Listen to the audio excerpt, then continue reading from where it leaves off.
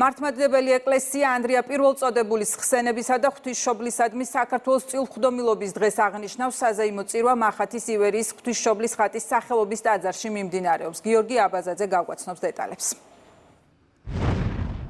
სადღესასწაულო წირვას საპატრიარქო ტახტის მოსაღწრე სინოდის წევრებთან და სამღვდელოებასთან ერთად აღავლენს. მახათას მთაზე მდებარე ღვთისმშობლის სავანის კომპლექსი უნიკალური ეროვნული პროექტია, რომელიც კათოლიკოს პატრიარქ ილია მეორის სიტყვებით არის სამების ტაძრის შემდეგ ქართველი ხალხის მეორე ავტოპორტრეტი.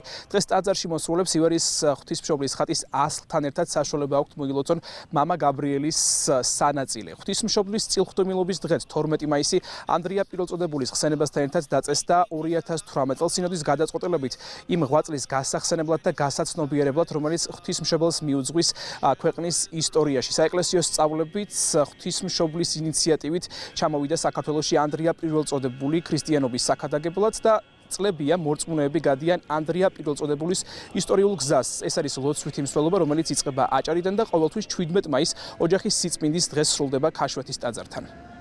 საქართველო არის ღვთისმშობლის წილხვედრი ქვეყანა.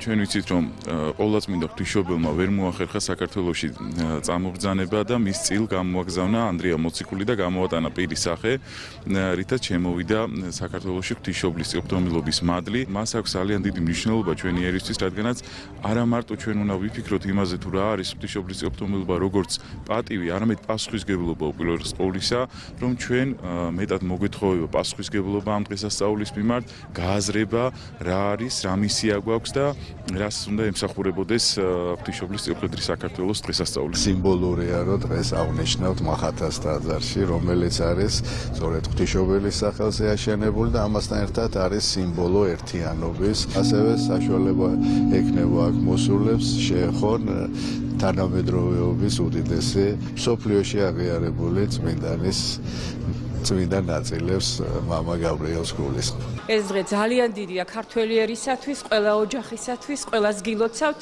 მინდა რომ ქართველი ერი გაძლიერდეს, ბედნიერება მოეტანოს და რწმენაში გაძლიერებული იყოს ყველა და მამა გაბრიელი კიდე არის ჩვენი მფარველი უფლის წინაშე და მინდა რომ მამა გაბრიელიც შეეწიოს ქართველებს. ძალიან ძვირფასია ჩვენს ქართველებისთვის ეს დღე ანდრია პირველწოდებულის შემოგზანება საქართველოში და ფაქტობრივად ჩვენი ქრისტიანობაც აქედან იწყება. დაიფაროს ჩვენი ქვეყანა, ჩვენი საქართველო და გააძლიეროს ქართველი ღმერთმა და დედაღვთისმშობელმა.